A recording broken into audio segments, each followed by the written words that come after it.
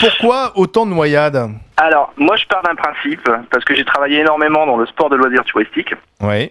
que le touriste est quelqu'un de con. Voilà. Carrément. À partir du moment où il arrive sur une plage ou sur une montagne, c'est des gens qui déposent leur cerveau. Voilà, et ils ont le droit de... Vous insultez toute la France, là, vous en Non, avez non, pas il a parlé. pas tort.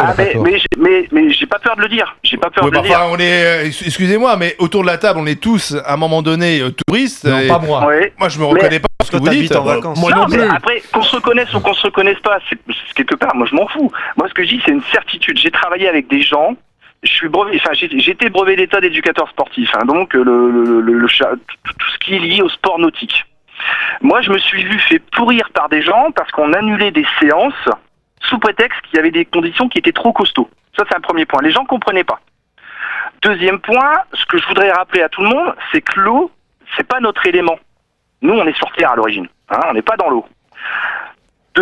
Troisième point, qu'on sache nager ou qu'on ne sache pas nager, on n'est pas dans une piscine, on est à l'océan ou dans un lac. Il y a des conditions qui ne sont pas connues, que ce soit des conditions de vagues, que ce soit des conditions de courant. Donc tout ça fait que c'est un élément qui reste complètement indomptable, même pour le meilleur nageur. Voilà. Donc pour moi, je pars du principe qu'à partir du moment où le drapeau est rouge, où il y a une signalétique, ces gens ne doivent pas aller dans l'eau. C'est un problème de civilité et ça va pas plus loin. Est-ce qu'il faut les verbaliser? Alors, le préfet de l'Hérault a donné des consignes au maire du littoral. Verbaliser. Alors, mais moi, j'irais même plus loin. Je dirais on leur pourrit les vacances, on les interdit de plage. Ah, carrément. Ouais, Mais carrément. Mais on pourra pas faire respecter une On interdiction peut de pas les plage. mettre en prison, rappelez-vous. Non, pas les mettre en prison, il n'y a plus assez de place, ça, on est d'accord. Mais moi, je pars On du peut les principe noyer que éventuellement. ce sont des gens, ouais, pourquoi pas, qui Comme mettent les la petits vie, chats.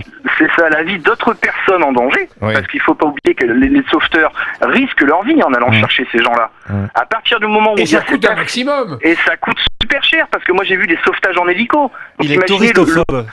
non, je suis pas touristophobe, je suis simplement quelqu'un de réaliste et je me dis que un touriste doit faire preuve de civilité quand il arrive dans on un est milieu. obligé de sauver les gens parce qu'il y a quand même assistance à personne en danger. Même si quelqu'un est irresponsable, on se rend pas compte aussi. Moi, je vais prendre un peu la défense. Attendez, je vais prendre un peu la défense. Il y a des Français qui se baignent une fois dans l'année, qui ne vivent pas au bord de la mer comme vous et qui n'ont pas non plus la connaissance de la mer. Alors c'est vrai que ça serait mieux pour eux qu'ils respectent les consignes. Voilà. Mais parfois, il y a un peu d'imprudence, il y a un peu d'ignorance. Il faut pas non plus tout de suite condamner ceux qui se noient. Vous avez tout résumé, qui respectent les consignes. Et puis il y a ceux qui savent pas nager aussi.